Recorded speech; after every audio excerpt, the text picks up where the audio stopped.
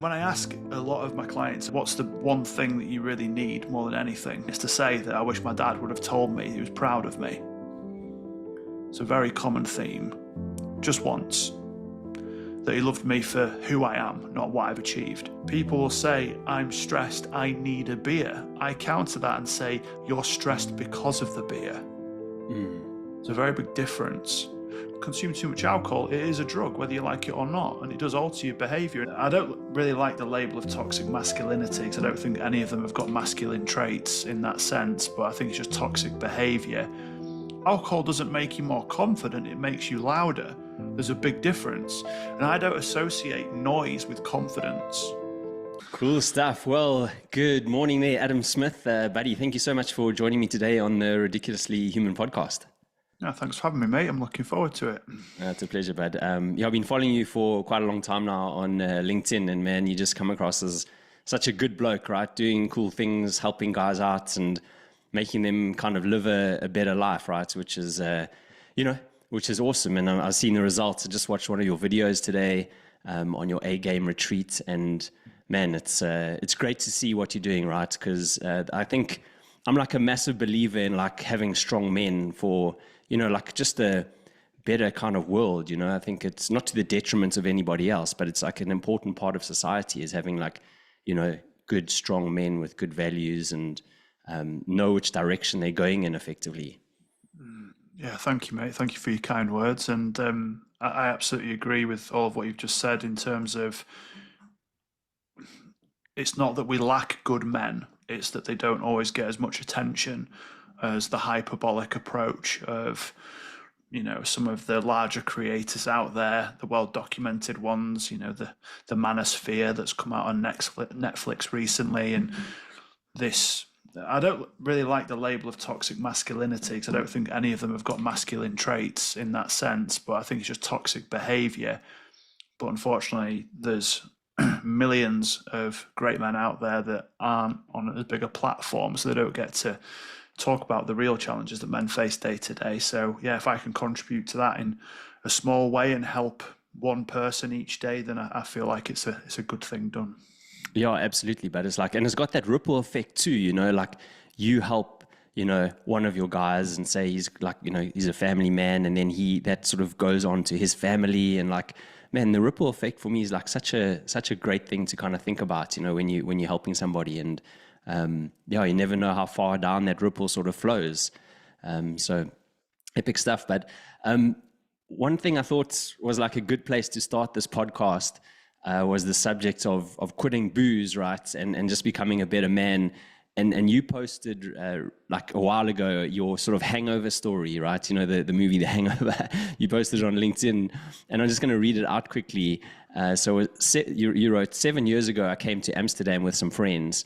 3 truly organic and not dodgy at all brownies, 10 beers, and God knows how many shots later, I got my first tattoo. The only thing that outweighed the pain the next day was the embarrassment. I rolled over in my hostel bed that cost £28 a night and threw up on the floor. Charming. I mean, we've all done it, right? I was 30 years old and deeply ashamed at what I had become. Single, overweight, in a job that was killing me, desperate for validation and completely lost. So, bud, what tattoo did you get, my man? I've still got it. It's on my wrist. It's dreadful. So when people see it, 'cause it's initials, okay, and they say, "Oh, is that an ex-girlfriend?" I honestly say, I wish it was, because it'd be less embarrassing than what really it stands for. So, long story short, I used to manage a bar in Leeds called Jake's Bar, and on a Thursday, they used to do a special night where we'd, do offers on cocktails, and we'd get a DJ in and all this kind of thing. And me and my 2 friends all worked together, and we used to work the same shift. So the event was called JBT, which was Jake's Bar Thursdays. And we all got the tattoo of JBT on our wrists, which is here, which is horrendous. So I'm still to get it removed because, I just cover it with my watch now. But I woke up the next day and I was like, oh my God, what on earth is going on? So me and my friend got matching ones. One of our other friends, he's from the Netherlands, so he's a big black guy, and he got it on the upper part of his arm, so you can't see it anyway, because he's very dark skinned and you can't even see the initials of it. So me and my friend both got it in the same place on our wrist. God knows why. And yeah, I just woke up from this like pool of shame and guilt and just misery and despair. So I know I'm smiling about it now, but honestly, mate, that was a very low moment for me. I thought, oh my God, you loser, what have you done to yourself? Oh, buddy, that's just classic. It reminds me, I once met this guy. He was Swedish, but he had like almost the exact same kind of story. But he woke up, he had on his calves, he had Hakuna Matata. I'm not even joking. And he woke up the next day and he was like, "Oh my gosh, I can't believe it, bud." Right? So at least you can hide yours on your wrist there, right? But Yeah. man, he definitely couldn't hide that one, right? So, No. but you wrote you were desperate for validation. Like, do you remember why? Like, what's the kind of story behind that? Yeah, so growing up, I had a very loving mother and father, and I didn't want for anything. We went on nice holidays and we had a beautiful home and nice cars and all that kind of thing, but I really struggled at school. So I had undiagnosed ADHD and dyspraxia.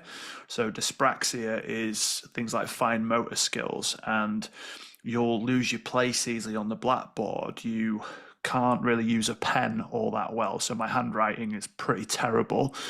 So if you imagine going back 30 years in schools, you'd be looking up at the blackboard and you'd be looking down to make notes, but my writing is so bad I can't read it. So and then I get so distracted because dyspraxia is also a deficiency of attention. So I'd get distracted by everything and anything, and I couldn't even read my own writing. So I could spell well, I could do arithmetic, I could read well, etc. I could play sport to a good level, but I really struggled in the classroom, and I'd get so frustrated that I'd just start distracting others. And then I'd get thrown out of class, which therefore meant my education was almost non-existent. And the moment of validation that you search for was so fleeting through humor. It would last all of 30 seconds, and then you spend 20 minutes on your own in solitude. So it was quite a destructive path that continued throughout my whole time in school. I would thrive in physical education, and I was, no problem with attracting girlfriends and things like that. And I made loads of friends, but I really didn't like myself all that much. And I'd get so angry at the world and so confused by why I was like this. And I felt almost like broken. And this continued. And I started to learn that I could make people laugh and I could try and make people like me, but it would come at the expense of really not liking myself. And when you get exposed to alcohol, all of these challenges and emotions just get exacerbated. And I just created this like character, of Smithy or big ads, because I'm 6'4" and now I weigh like 100 plus kilos. I'm a big guy. And so I was always a big character, but I was just living so far out of alignment with what I actually wanted to become that I had this huge dissonance in my mind, because when most people in my age, when they were getting to late teens and stuff, you were playing things like FIFA and video games with your friends and you'd go out drinking. And I was doing all of that, but I'd be listening to self-development content. I'd be consuming the tapes and CDs of Paul McKenna and Tony Robbins and Jim Rohn and Les Brown. And no one knew this. So it was like my dirty little secret of self-development. I used to love it because I've always been fascinated by people and why we do what we do and how we behave. So I knew there was a version of me I could be and that I was deep down. And then there was a version of me that I was putting out to the world. And that caused so much frustration that I just had like a huge identity crisis, essentially. And that just came to a head when I was around 30. I was drinking heavily on weekends. It wasn't like I was an alcoholic scrambling for empty cans of beer, but when I was drinking while working in some of the bars, I could be drinking a bottle of whiskey while working because it was almost encouraged to drink with your guests. So, which is obviously horrendous. At one point, I was in the top 3 percentile of alcohol consumption in the UK, but at the time, I was portraying to everyone, oh, I've never been in the top 3% for anything. How cool's this? you know, but deep down, hating myself again. And then my partner left, and I lost 3 family members in a short space of time. And because of that, I, became very depressed and very anxious, and was drinking more, eating more junk food, not being present at work. So then they got rid of me. So now I'm 30, unemployed, fat, drinking too much, single. This was not the blueprint that I envisaged for my 30-year-old self. And I just knew that something was broken and it needed to be fixed. Yeah, for sure. And it's one of those things, right? Like when you are desperate for kind of like validation and you have booze, you almost become, and like in class too, I guess you became a bit of the class clown. And, when you boozed up, you're more confident and you're getting that attention. So it's kind of like validating what you want, you want that sort of, that attention. And, but it's not necessarily serving you because, deep down you're this kind of like different guy and got these other struggles going on. So, man, it's and it's, as you probably have found out over the years, it's quite common with guys, right? They have this like public persona, which is very different to their private persona. And it's a battle between the two of them. So yeah, interesting stuff. Yeah, and like any battle, you have to fight and you have to defend. And either way, the outcomes aren't all that great. So I'll have clients say to me all the time, I'm in a battle with my mind every day. And I always just say the same thing. That sounds exhausting. They're like, oh, yeah, it is. So when you have to defend or attack, either way, it's draining. So, to accept oneself as you are today doesn't mean we can't change, doesn't mean that we can't grow and evolve, but just truly accept all of who you are right now was one of the huge lessons that I had to learn, and meet myself where I was at the time, and not have to think I have to provide every answer for every problem today, but what can I focus on? What can I do? So for anybody listening right now that might be in their own version of rock bottom, and this is going to sound really cliche, but it's just take each day at a time. Can you get outside for 10 minutes today? Can you drink a bit more water? Can your next meal choice be a bit healthier than the last one? Because in 6 to 9 months, it will be unrecognizable, the change and the transformation that you'll experience. So rather than having to pressurize yourself and feel like you need all the answers in one fell swoop, it's just not going to happen. Then you're going to burn out. Then you're going to associate negativity to what is a positive change. It's too overwhelming. Yeah, exactly. You just said it there. I was about to say, like, the change is overwhelming, right? For a lot of people, like, man, they see where they kind of maybe want to be, and they're like, oh, how am I even going to get there? And then they because they're so overwhelmed, they don't even do it, But like, if you do just have that sort of rock solid consistency, like little changes, weekly, whatever, man, you a different person in 9 months, 6 months, whatever, 3 months, you can be like a different person if you're just showing up every day, keeping that promise to yourself. And that's the way you need to do it. Nothing, the drastic stuff doesn't work either, because it's like, you don't enjoy it then. It's like, it sucks doing drastic stuff sometimes.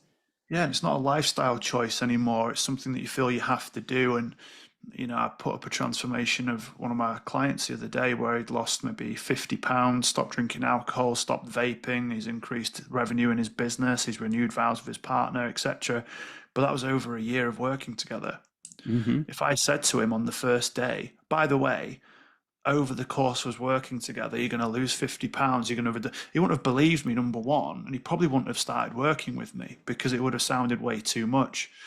And, the question I always ask my clients when I first start with them is, could your finances, relationship, health, and mindset be any different than they are right now? And most people go, well, of course, because, if I didn't eat the junk food and if I didn't go on that expensive holiday and I always say, no, it can't be any different than what it is today. And they always look at me really perplexed. Like, you can change it, but it can't be different than it is now. And they start to come out with reasons and they go, yeah, but what if I didn't drink? What if I didn't spend on that car that I didn't need? But you did. So we have to meet you where you're at today because it can't be different than what it is right this moment. Mm. Can you change? Of course. Mm. But you have to accept reality for where you're at today. Because a lot of people say this, and I'm sure you're the same, mate. People go, oh, but I'm nowhere near what I used to be in my 20s. I'm not as good looking. I'm not as fit. I'm not as healthy. And you're like, well, okay. And they go, but so how can I get back to that? You're like, well, that was different circumstances, though. That was pre-kids, pre-business, pre 15 years of age. You're not going to attain that, but do you have to Yes. feel happier or more fulfilled? I don't think so. I think you can just make positive changes today and yeah, just take it really steady over time. Yeah, absolutely. But yeah, that's such a great thing, like just to kind of like recalibrate guys' almost mindset there, as to what they're trying to achieve and just showing them where they currently are in life. I think it's awesome. I know we're going to talk about why quitting booze is so good, right? But I just wanted to sort of find out from you, like, do you think there are actually any benefits to kind of boozing? No, No. that's my short answer. Yeah. I don't think there's any benefit to it. Can you have a good life and be healthy and successful financially and have a good family life while occasionally drinking alcohol? Sure. Like, there's no question. I know people that do that. But can you perform at your best in all those areas? And when I say your best, I mean your, not mine or somebody else's, because I've been challenged at this in the past. Someone said, oh, well, what about the reference to professional athlete? He's in better shape than you. He's got more money than you. Then I said, yeah, I know, but he could perform even better if he stopped. Mm. That's the thing. So it's not that people can't perform at a great level while drinking occasionally, but can they be the best version of themselves? No, because one guy said, I have one glass of red wine every Sunday with my Sunday roast. What's the problem with that? I said, how do you feel Monday morning? He said, oh, well, a little bit lethargic and a little bit foggy. I was like, okay. Do you feel as sharp as you do on the Thursday, for example, once the alcohol's actually got out of your system, even after one glass? And he said, no. I said, right, so you run a 7-figure business. He said, yeah. So you're telling me that 52 Mondays a year are not spent at your best? Nearly 2 months. Imagine where you could be if you got those 2 months back. So that's my challenge to it. And what people tend to do is they point to their own situation and then try to create a mass argument out of it. So I'll say there's no benefit to alcohol, and I would highly recommend that everyone at least take a 6-month break to see how much it improves all areas of your life. And I've coached over 500 people. I've got the data, and I've done it myself. They'll then say, well, I drink 1 or 2 beers a week and I'm fine. So you're wrong. It's all about moderation. Now, the issue with that is that their version of moderation is 1 beer a week. So 52 beers a year. Let's say that's what they're actually doing, which will be way more than that, but let's assume it's only 1. Now, 52 beers a year, cool. Somebody else thinks, because I've heard this before, that 1 drink a night is moderation. That's 365 drinks a year. Very different to 52. Yeah. Person number 3, who's also said this to me before, is I have 2 glasses of red wine a night. That's moderate drinking. And they all think they're right, but person number 3 is drinking 730, which is vastly different to 52, but they all think they're correct. And this is why you can't use moderation as a bold argument, as a, not bold, as like a wider argument, essentially. It's a bold claim to say that just because I do it, therefore everyone does that. Some people have said, you must have had a problem if you stopped drinking. Well, number one, isn't that what life's about? Solving problems. Number two, absolutely, it was a problem, so I needed to remove it to improve my life. But number three, if it was smoking that I'd stopped, you'd be giving me a round of applause. So why is it that around alcohol it's almost vilified? So because I'll say to some people if I'm being a dick about it, do you smoke? And they go, no. Oh, just have one. I don't want to smoke. Why not? You just need to moderate. Yeah, exactly. But it's that, yeah, you need to just sort of like put it in front of them, right? Like, yeah, I mean, I had a lady on my podcast recently, and she's a fascinating woman. And one of the things I asked her was about booze. And she said that one drink a week will stay in your system for a week, right? And you really know how much it actually impacts you. Besides even like your client there feeling foggy on a Monday, it's doing a whole load of other things to you too that you're not even aware of, right? So our bodies are just not designed for it, from everything I've kind of like read and researched and stuff. But it is part of like the human experience in some way, you know what I mean? Like, so yeah, it's a really fascinating subject, and it's amazing how almost prickly people can get with it, right? Yeah. And Yeah. I don't care if people drink, by the way, because it doesn't affect my day one iota. So you'll never see me walking down the street on Instagram with a board saying, come debate me about being alcohol free, like some of the vegans might do for clout or what. I honestly could not care less what Yeah. people do. I was at a wedding on Friday, and by all accounts, it was great, but there was three or four people that the stories you hear about the next day were just horrendous. And, like the groom passed out and the bride was locked out of the hotel room Mm. because he was so intoxicated. His best man took three suit jackets home with him that had people's house keys in, so they had to get hotels for the night and all get locksmiths out, and then he lost the jacket, so now the Oh locks have no. to check, and this isn't an exaggeration or a horrendous situation. It's really irritating, and it wouldn't have happened if you didn't get to that level. Then people say, well, that they must have had a problem because they were drinking to excess, and I appreciate that, but it all starts with something.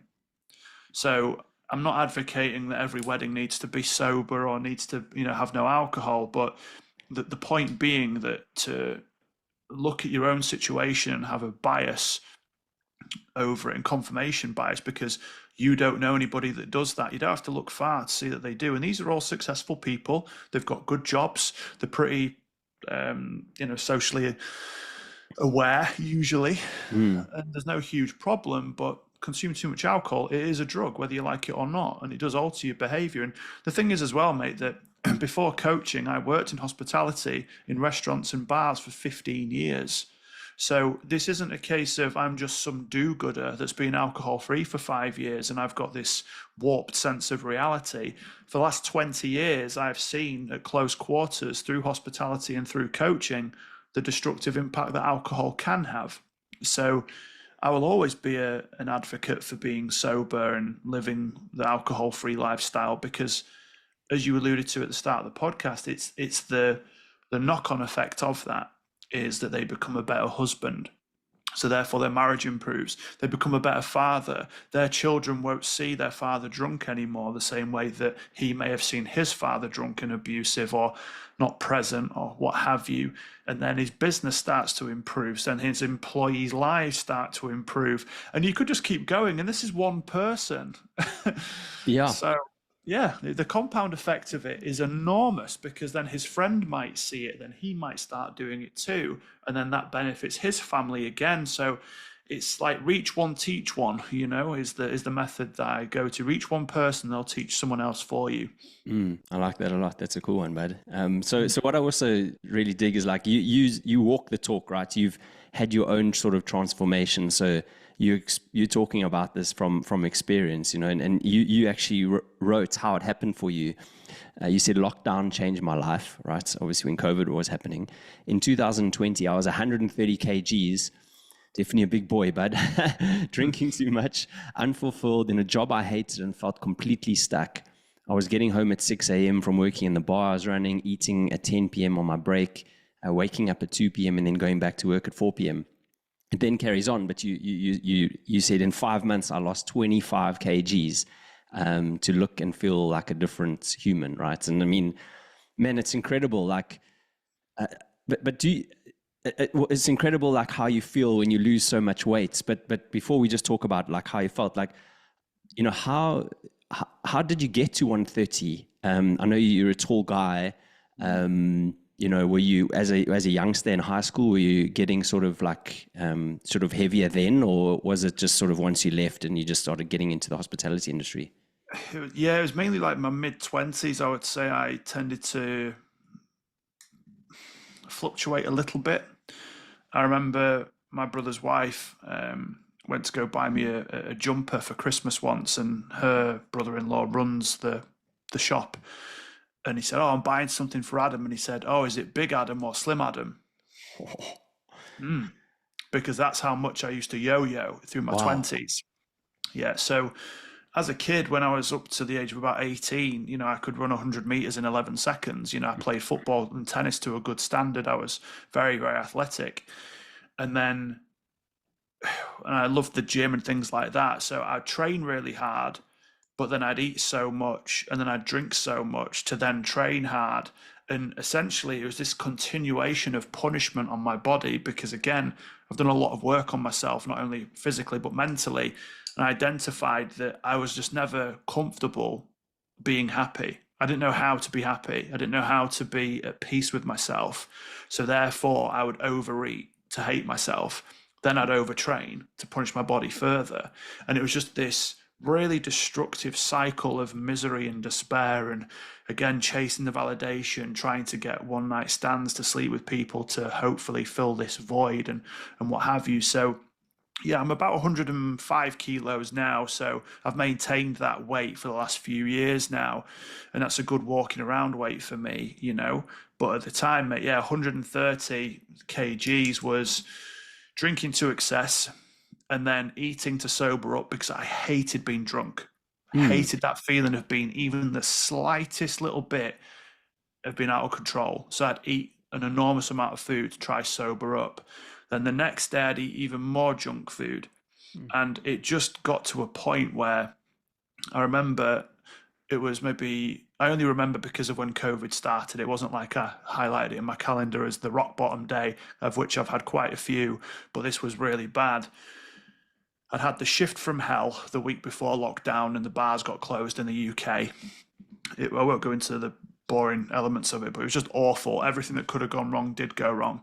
And I didn't get a break, and I'd been working for about 18 hours straight. There was a huge leak in the bar, which meant we didn't get home till 7:30 because we were cleaning it up. It took ages. And AM this is, obviously. So my partner's a corporate lawyer, so she's getting up for work as I get in from work on this particular occasion. And I went to Tesco and I bought a multi pack of donuts, two sandwiches, bags of crisps, everything you can possibly imagine. And she just walked in and looked at me and just went, "Oh," and that was it. And she was like, That's quite a lot of food." She didn't say, "What the fuck are you doing?" Or she didn't attack me or anything. She just like, That's quite a lot of food." I was like, and I looked at myself and I looked at the food and I thought, she's ready going to work looking $1 million, and I look like this and I'm eating this. What the fuck have I become? Hmm. You know? And there's a video, I'll have to send it to you afterwards. There's a video of me, and when she went off to work, I took my top off and I recorded myself. And I was like, this is the state of me now. Now it's time for a transformation. And I've got that video still on my phone, and I've got the video of when I'm really lean at like 10% body fat, when I've lost all the weight and all this kind of stuff, just to compare. And it's the standards. That's the thing. People go, "What changed?" The standards changed. Hmm. And you can believe that you deserve to be happy all you want, and you can have the right strategy for getting in place. But if you don't have the right standards, you won't achieve anything. So what I mean is, let's imagine that you believe you deserve to be in good shape. So you go, I'm deserving now. Then you go to the gym and you wake up at 6 a.m. and you get to the gym and then you just sit on your phone and you don't really do much hard work. And then you go sit in the sauna and you go upstairs and have a fatty breakfast. There's people at my gym that do this. Their standard for getting to the gym is incredible. Incredible. Because they're there at the same time as me. So whatever it is they're doing at home is really well set up for them to get to the gym on time. But then when they're in the gym, the standard is dreadful for the training. So they're not doing any reps. They're just sitting on the phones the whole time. And I'm not saying I'm judging these people because, again, I couldn't care less. But I just think if you just applied a little bit of that strategy and standard of how you got to the gym for actually physically being inside it, you would get disproportionate results. And that's the thing. And a lot of men that I speak to that are successful in business that may be out of shape mentally and physically, and they say to me, I just don't know the first thing about doing it. I said, well, what would you do if you didn't know the first thing about business? Oh, I'd get a strategy, I'd hire a coach, I'd put KPIs in place, or just maybe do that for your body then. And they're like, oh my God. So yeah, the standards just shifted, mate. You know, it went from eating 5,000 calories a day to 2,500, and I was drinking 4 liters of water, and I was getting 10k steps in, and I was doing 30-minute hit workouts, and I abstained from alcohol. That's it. That is the whole ball of wax. So if you're looking for the magic pill and the cold water plunge and the kale smoothies, you don't need to do any of that. Okay, they're all nice bonuses, but just by simply hydrating, eating a healthy diet and regular exercise and allowing that to do its work will change your life, because it started to create a different kind of muscle, which was the mental muscle of repetition, of seeing something through, of doing something even though you can't be bothered and showing up and doing it anyway. That's what needed to shift for me. And I allowed that to happen consistently. And those were the results that I got. Yeah, it reminds me, one of my good friends, we used to train at the same gym, exactly what you're saying, right? I was there for like a year, and I used to see him and his friend, two Scottish blokes, exactly rock up at the same time as me, but they would go to the gym and they would only be in their hoodies, and they would sit there and they'd probably do like 4 reps of whatever exercise it was, and the rest of the time was on their phones. And I was like, exact same as you. I was like, man, you guys are just wasting your time, you know, like, but I never kind of made friends with him. And then eventually, like, you know, over time, you sort of, you know, you start chatting, and then the one day he came and he was like, hey, I'd like to do a session with you. I was like, sweet, come, let's go. And we did a session together, and I don't think he'd ever done that many reps in his life. And he literally couldn't kind of walk for the week because we were doing legs that day. And but you know what happened? He trained with me the whole year. Like, he became so obsessed with this. He changed his diet, and he was a massive boozer. Like, you know, the Scots are like, right? He was a massive boozer. Stopped boozing, but he lost 25 kgs, I reckon, in the year. He was shredded by the end of it, and he's now a different guy, right? Like, the guy's like an ultra marathon runner, like an extremely good, right? He does like the London Marathon in like 250 sort of thing. So holy shit. And the guy had never run in his life. Like, he had never run really in his life. And he started then like walking home from work from like central London to southeast London, you know, like long walks as well. And like, it was amazing just seeing this guy's transformation. But for me, what's so amazing that I don't think people realize is like your confidence when you drop weight, it skyrockets. Man, there's something about looking good that you cannot take away from somebody, because that is flipping hard work right there, right? You cannot take it away. So I can imagine your confidence must have also skyrocketed in many ways when that happened to you. Yeah, because I love the concept of confidence. All confidence comes from evidence. And I had loads of evidence of being a bum and drinking loads and eating shit and not exercising. So why would I ever feel confident in my own decision making? Because people use confidence as like a broad term. So they'll say to me, I have no confidence. And my qualifications are in neuro-linguistic programming, which essentially is the messages that you send to yourself and the language that you use every single day. So I can't do that. I've got imposter syndrome. I have no confidence. These are broad terms to cover what is realistically a small issue. But say you have no confidence. So I get a bit pernickety with the language. I'll say, well, are you confident at driving? And they'll say, well, sure. Can you confidently dress yourself, brush your teeth, and get ready for work? Well, yeah, of course. But you know what I'm saying? I know what you're saying. But you just said you have no confidence. And I know what you're referring to, but I need to get to what that is. Oh, it's I've no confidence in selling. Is it no confidence in selling, or are you not good at objection handling? Because I'm certain that you're really good at all the other bits. And they go, yeah, I'm really good at discovery and I'm really good at asking questions. But yeah, I don't like the objection bit. Ah, so you have an insecurity about overcoming objections. That's what's really going on. Is that correct? Yes. Great. When people say they have no body confidence, I say, what do you mean? Do you mean that you're not happy about carrying excess fat around your waist? And they'll go, yes. Okay. So because you've got no evidence that you can look after yourself for a sustained period of time to get in good shape. So I have no confidence playing piano because I've never played the piano in my life. But if I got a teacher and if I practiced it over and over again, I'd probably become more confident at playing piano.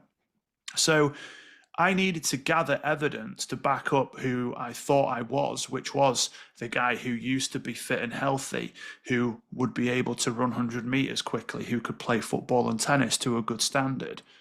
I needed to give myself that evidence, and that's exactly what I did. So therefore, I felt more confident in myself because of the decisions that I'd made. The byproduct was how I looked and how clothes fit. And then when people said, oh my God, you know, you look so much better, or you look younger or healthier, because I look younger now at 37 than I did at 30. When you see some of the pictures from before to today, genuinely, I look probably 40 when I was 30. My skin was inflamed. I had bags under my eyes. I was overweight. My cheeks were really puffy. I had blotchy skin. You know, I looked like shit essentially because of the alcohol and the weight that I'd gained. So, yes, I felt more confident physically because I was validating myself, but also getting validation from others. But the true confidence just came from knowing that I'd done something difficult and that I'd stuck with it. Yeah. Yeah, but I love that, man. Like just sort of changing their thoughts around things, you know, and making them realize, you know, there's things in your life that you are confident and you are good at, you know, so it's not everything. That's very cool. But I was wondering, like, what's the guys that you work with that's, you know, because primarily one of the things you talk about is like, you know, the importance of quitting booze.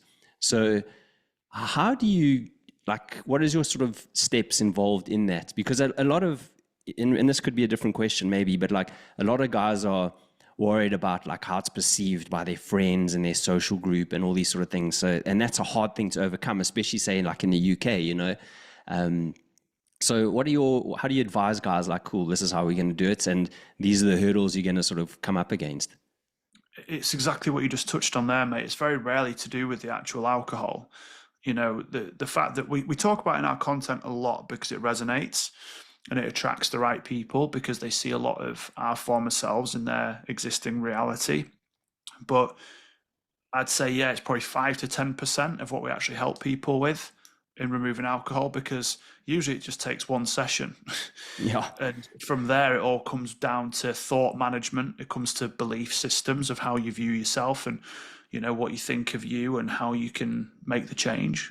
Because we can give people all the strategies all they want, as I alluded to earlier. But if you don't think you're worthy of change or worthy of happiness, you won't bother. You'll just go back to square one again. So it's identifying what their story is around alcohol, where it began, and it's usually the same as most people in the UK. Most men that we coach are over the age of 40, and most of them were sort of exposed to the brandy on the tooth as a baby, and then you go to the pub with dad and his friends, and you might be able to have a little sip of their beer at the age of 8 or 10, which is mental when you think about it. And you start getting exposed to something that adults can have that you can't. So naturally, because we're so curious as people and we can't help ourselves, we want to do something that almost we're not allowed to, or, what would that look like if I started doing it? Then, when you're about 13 or 14, you tend to go to the parks and drink bottles of cider or vodka at a park bench and probably throw up because it tastes horrendous. Then you go to house parties when you're 15 or 16, and then you start going to pubs and bars. We used to use fake IDs to get in places, or you'd wear your best outfit from your dad's shoes and all that kind of stuff. And then you get to your teens, and some people go to uni, or some people start work, and then this is where the culture gets really exacerbated, and it's just the done thing. So you drink to excess at university, or you start your career and you go out with your colleagues on a Friday, and then that turns into Saturday, and that turns into Sunday sessions. Then in your 20s, late 20s now, life becomes a little bit more stressful. And you might get a progression in your career, or you might start looking at getting married and having kids, and then you get a mortgage. And then you get even further in your career, and then things get really fucking stressful. Now, what turned from fun now is fun with consequences, i.e., hangovers, arguments, frustrations, not being present with your kids, not being present with your partner. And what tends to happen in your 30s and your 40s is you go in, I don't want to fucking drink, but who am I without it? Am I going to have any friends if I stop drinking alcohol? What do I do on a weekend if I don't go out and get drunk with my friends? I don't even know what to do. So then it goes from fun to fun with consequences to consequences. That's the pattern. And most of the 40-plus-year-old men that I coach just say, I'm just sick of it. But what's Dave and Dan going to say? What will I do on my Saturday afternoons? Because they don't want to hang around with me anymore. So they start attaching negativity to the thought of sobriety, even though they want to stop drinking and punishing their bodies every weekend. It's really interesting. So that is a typical pattern that I've seen with tens and tens of maybe hundreds of people. But it all starts with one thing, which is connection. You want to feel connected and you don't want to feel ostracized. And we have this innate thing as children that we want to be part of something, and that doesn't ever really leave us, if we're being honest. We all want to feel like we're part of a community, but it's through fear. It's through fear of being judged. So when you go to any schoolyard now, all from the age of like 13 to 16, they all have the same haircut, they all have the same handbag, and the groups of people will hang around with each other that are suited to their interests. But what happens when you get to 17, 18 is you start to become a bit more of an individual, and you start thinking, the last thing I want to do is to fit in, and I want to be my own person. But then we just get stuck in this dissonance, as I referred to earlier, of wanting to do your own thing, but not wanting to do it completely on your own. What's everybody else doing? Everyone else is drinking, so therefore I'll do it. What's so brilliant about the younger generation now is that they're connecting through sobriety and through going to bar classes and going to reformer Pilates and drinking matcha lattes together and going to play paddle tennis. And it's a much healthier way of connection as opposed to just sitting in beer gardens for 12 hours on a Saturday and getting absolutely wankered. So I have to understand what their story is. And some people say, I drink alcohol because dad drank alcohol. And I go, cool, what else did dad do? Oh, he liked to go fishing. Do you like to go fishing? No. What else did dad do? Oh, he loves going to the rugby. Do you like going to rugby? No. And you go through all of this stuff, and it's this convenient narrative that they've held on to, that just because dad did something means I have to now do it too. And it's completely false. So, yeah, most people don't want to sit with themselves. They don't want to be with their own thoughts. So when the kids do go to bed, and they're thinking, well, the glass of whiskey or the beer or the red wine helps me to switch my brain off, air quote, albeit temporarily and fleeting, only leads to more frustration, only leads to more stress. And people will say, I'm stressed, I need a beer. I counter that and say, you're stressed because of the beer. It's a very big difference. But if you've done something for 25 years, Of course, there's going to be natural resistance to that. So I have loads of empathy and compassion with people that want to stop drinking and aren't aware of who to be and how to act and all that kind of stuff. But there's a really nice phrase in the sober world that people use when they want to stop, which is, I'm sober curious. Beautiful. Let's lean into that curiosity. Because some people look at it as a negative. I'm going to get all this time back. What do I do with all this time? Like it's a bad thing. It's amazing. Yeah. You could do anything. Who were you before you started drinking? And then they go, I don't really know. Well, what were your interests? I used to play golf or I used to play tennis. That's how I sort of rediscovered playing tennis, going sober. Because I didn't play for about 15 years. So, you know, I was like, oh, maybe I'll try playing tennis again, see if I like it. And I loved it. And it's been amazing to get back to it. You might be curious about paddle tennis. You might be curious about going to Reformer Pilates. Give it a go. And if you hate it, no problem. Try something else next week and you'll find your people and your tribe there, because anyone that really cares about you won't give a shit if you drink alcohol or not. And if they do care, they were probably just a drinking buddy the whole time, masquerading as a friend. And that's the harsh reality.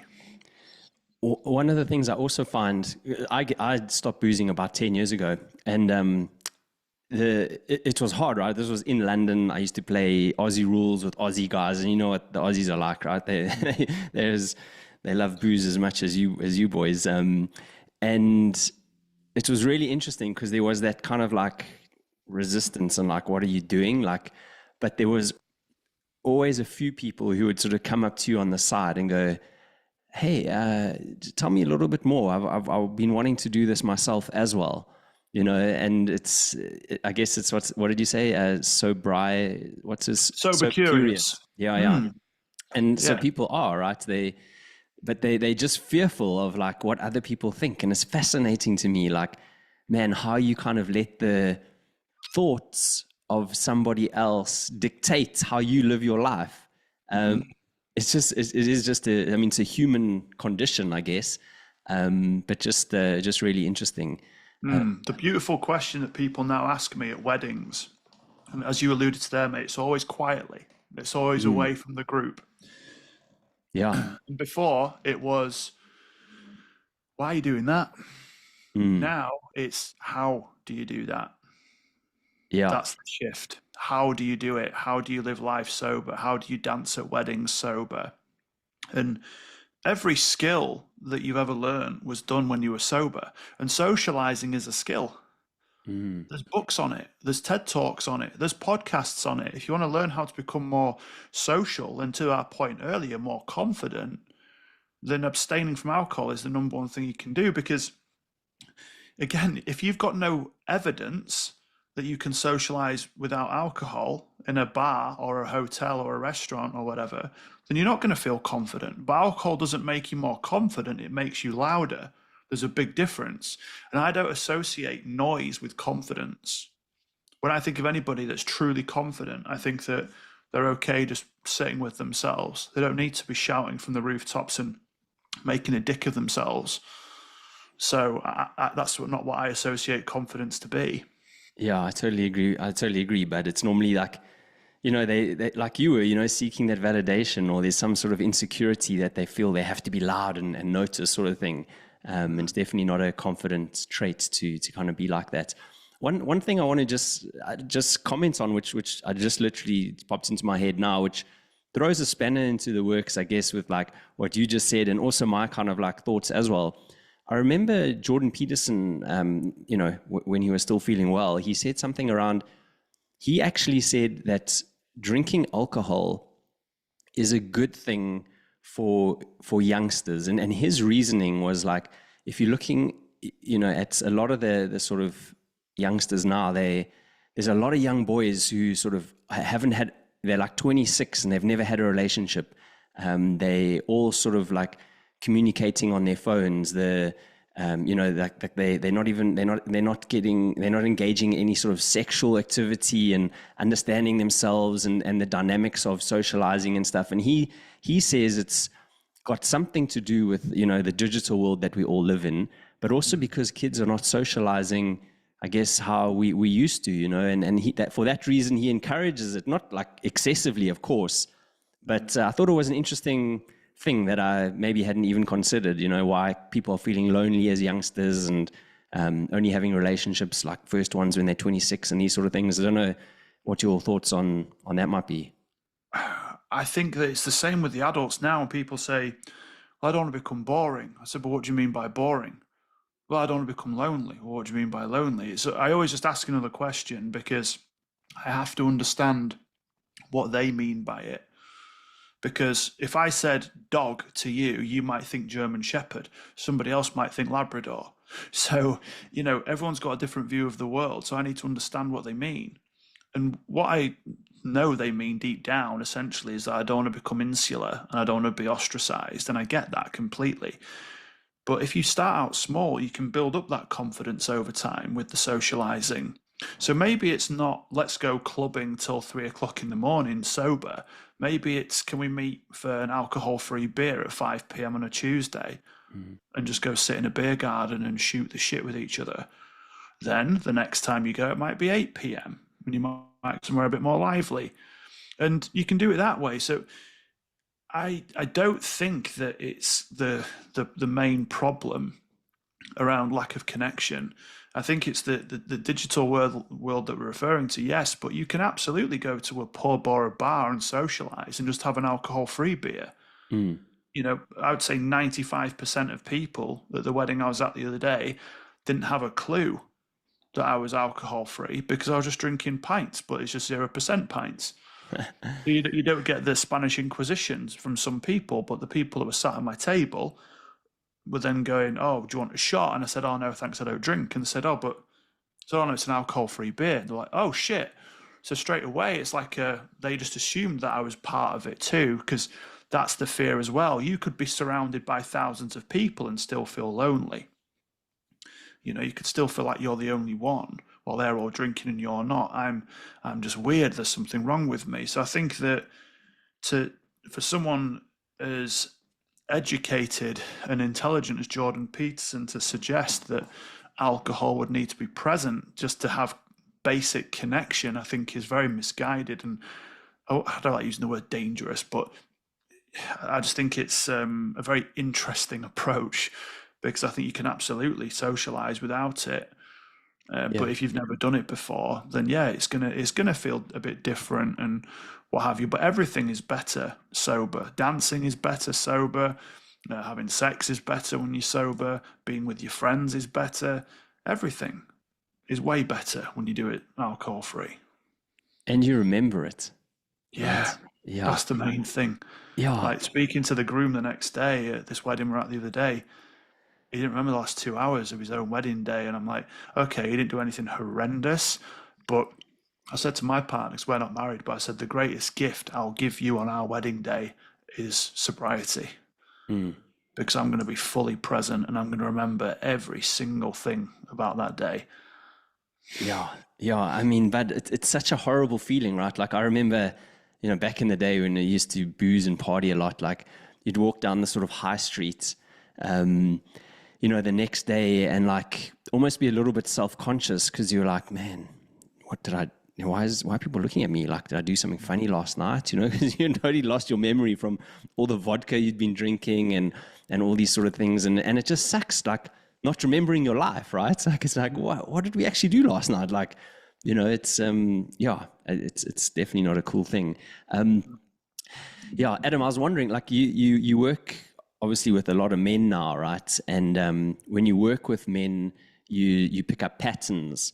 Are there any sort of like key things that you find are really common among your men, like that they are struggling with? Because what I always say to my guys when we start the group coaching, I was like, one of the reasons I love to do this is because I want you to realize that you're not in this alone. And you'll find out over our time together that your worries and your struggles are very similar to a lot of these guys as well. Are there any sort of things in particular that you kind of notice that guys generally sort of worry about or struggle with? Yeah, I mean, one example is when we do our retreats, we have 10 attendees because we like to keep them quite intimate. We know we could do one with like 30 or 40 people there, but I think it would lose the impact. But we always ask them before the retreat, what is it you're looking to get out of it? Do you have any apprehensions? 10 out of 10 this time round said being vulnerable with other men. And I always challenged that. And I challenged it in front of them all on the first day. And I said, who here is afraid of being vulnerable in front of other men? And they all put their hand up. I said, right, is it that you're all afraid of being vulnerable, or is it that you're afraid of being judged? And they all put their hand up. Or is it that you're fearful of being fixed? And they all put their hand up. Because men fix other men, and women tend to rescue men. So women will say, don't worry about it, you're great, I love you as you are. So it invalidates your emotion, typically, because they'll be more nurturing. These are obviously broad statements I'm making here, by the way, but I'm not saying every woman's like that, but by and large, a lot of the men that I've coached, I've noticed this to be true. And men's friends fix them because they don't know how to sit with their friend without telling them what they need to do, or not to worry about it, or man up and toughen up and that kind of thing. The main commonality that I see, and probably to the 90 to 95 percentile, is something like this. So again, keeping in mind, men, mainly UK or USA that I coach, 40 plus. Their mum was at home, dad went out to work, or dad was not there, full stop, he left. They craved the love of the parent whose love they got less of, and they got mum's love in abundance, but they didn't get the love of dad. So now they need to act like dad to try get his love. So mum will mollycoddle because they're almost making up for the fact that dad isn't there emotionally or physically. They'll tell them they're amazing and they're wonderful and they're great, but then they still want the validation from dad. And when I ask a lot of my clients about this, they'll say, like, what's the one thing that you really need more than anything? And it's to say that I wish my dad would have told me he was proud of me. It's a very common theme, just once, that he loved me for who I am, not what I've achieved. Because a lot of children will come home from school and they'll go, Mummy, look at my drawing. And Mummy goes, oh, wow, this is amazing. I'm going to put it on the fridge where everybody can see. As opposed to, come here, give me a cuddle. I'm so proud of you. I love you so much. Now, what do we have here? Did you do this? Wow, we're going to put it on the fridge where everyone can see. So the difference is that they have had themselves be acknowledged instead of the achievement. Mm. So now the association for a lot of these men is they have to keep achieving in order to receive love, number one. And number two, they're emotionally unavailable because dad was too. So they keep working and keep getting success, which just feels empty because nobody gives them the validation that mum did. They keep trying to impress the dad, even though that validation is not forthcoming ever because he doesn't talk about how he feels. Then they surround themselves with other, air quote, winners, and all they do is fix each other. So I've got this huge catalogue of examples of emotionally stunted men, not emotionally stupid. They all know what emotion they're feeling. But as young boys, we're almost allowed to show anger and joy, and that's about it. I don't mean allowed to show anger like it's encouraged, but when you're playing rugby, you can't just be all lovey-dovey, right? You need to be in it and you need to be really physical. Same with football, same with other sports. The passion and the effort is rewarded. But if you were to just watch a man cry and just let him cry, then ask him good questions, you might just save his life. And I mean that because the rates of suicide are through the fucking roof right now. And if it's not suicide, it might be they might kill themselves almost accidentally through addiction or through something else horrendous like that, or an accident.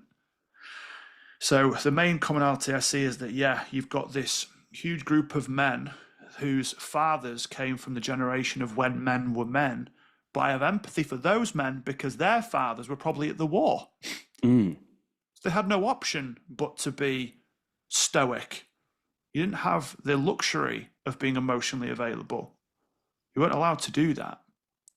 So it breaks my heart to see such a large group of, to the tune of tens of millions of men across the world, almost like the proverbial forgotten generation, as it were, that went through this. And the upgrade that they experience is that their grandfathers used to beat up their fathers. So then their fathers, they won't beat them up, but they might hit them with a slipper, or they might just be emotionally unavailable. That's the upgrade. So now I'm helping them heal their inner child. So therefore, the generational trauma stops with them. So therefore, their children will get the best version of their father now. So then their kids and their kids and their kids won't ever have to experience this in the same traumatic way.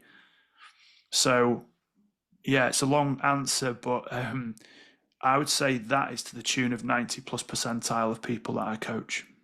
That's really interesting. So you talk about the inner child stuff now, like, are those, that's obviously one of your tools that you use to, I guess, help these guys, I guess, or understand themselves, why they behave the way they do, what their insecurities, etc. are. Is there anything else in particular that you find like super beneficial that you, I guess, try out and help you guys with? Yeah, so we always have to heal the past to move forward, because I can, I look at a lot of men that are obsessed with high performance, right? And it's a nice term, but I really focus on the word performance. It's performative. High performers, true high performers, go about their business very quietly. They're not posting their CrossFit workouts because they just go do the CrossFit workout. They're not posting the cold water plunge because they're just getting after it and doing it. So is it that you're trying to show everybody else how great you are in the hope again of the validation? Or are you actually hitting the targets that you want to? Very different. So I have to do the inner work first to understand what they're all doing this for. Why do you want the 7-figure business? Why do you want the thriving marriage? Why do you want the big house and the car and the white picket fence? What is it that you're really aiming towards? And once we can heal the boy, the man can then truly appear.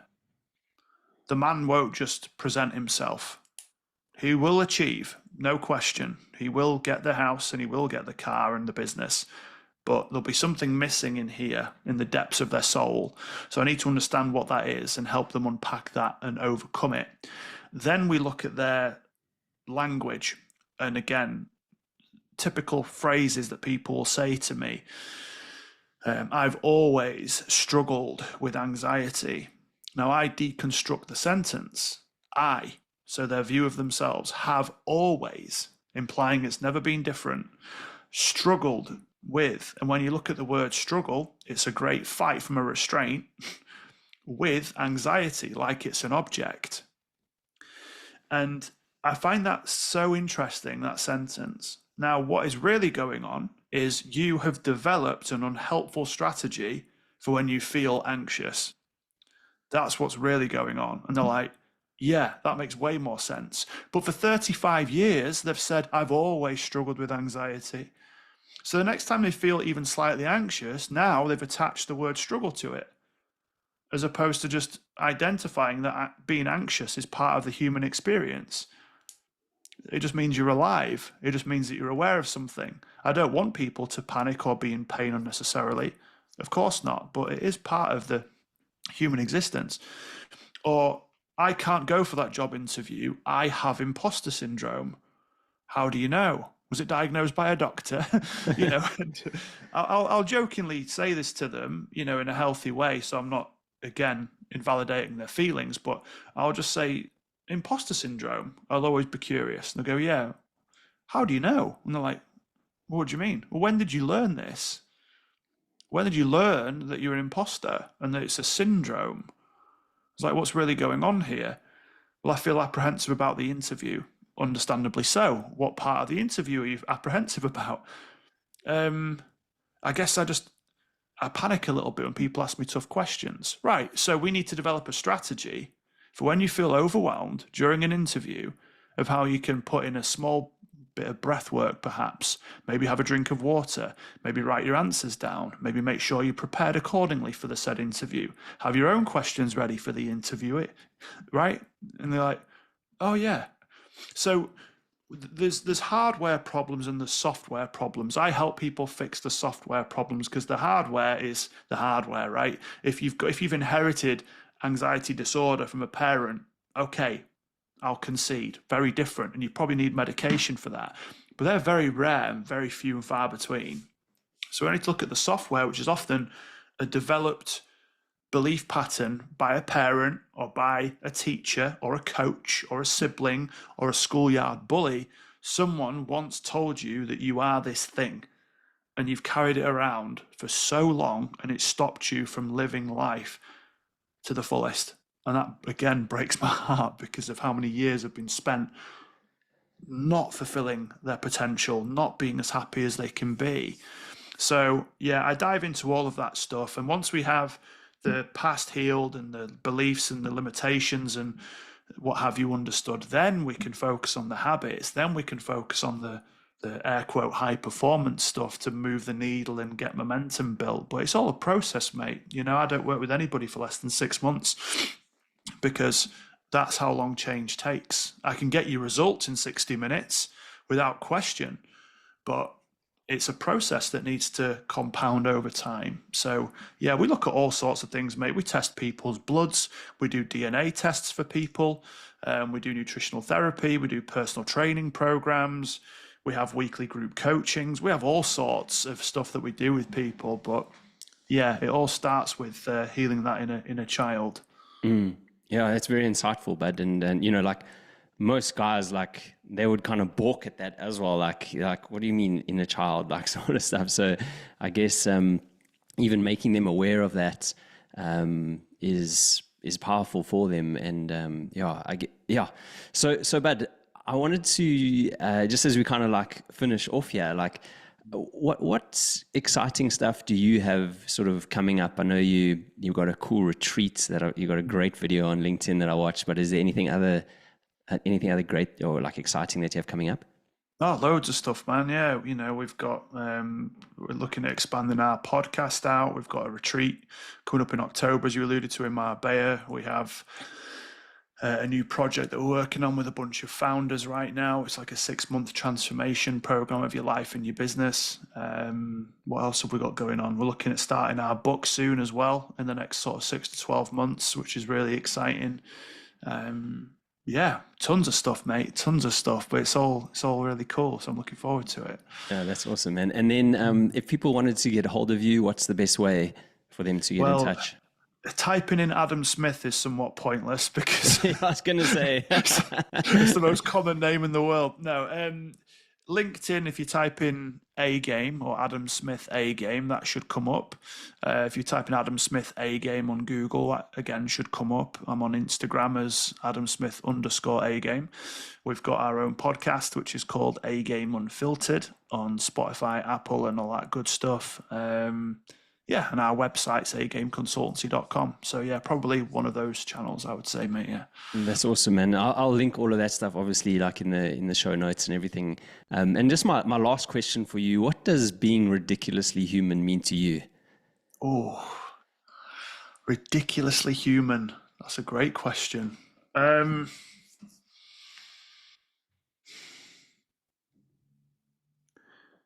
ask myself a question whenever I need a filter to get to a quick answer about something I want to do or not to do, which is this in alignment with the man I'm becoming?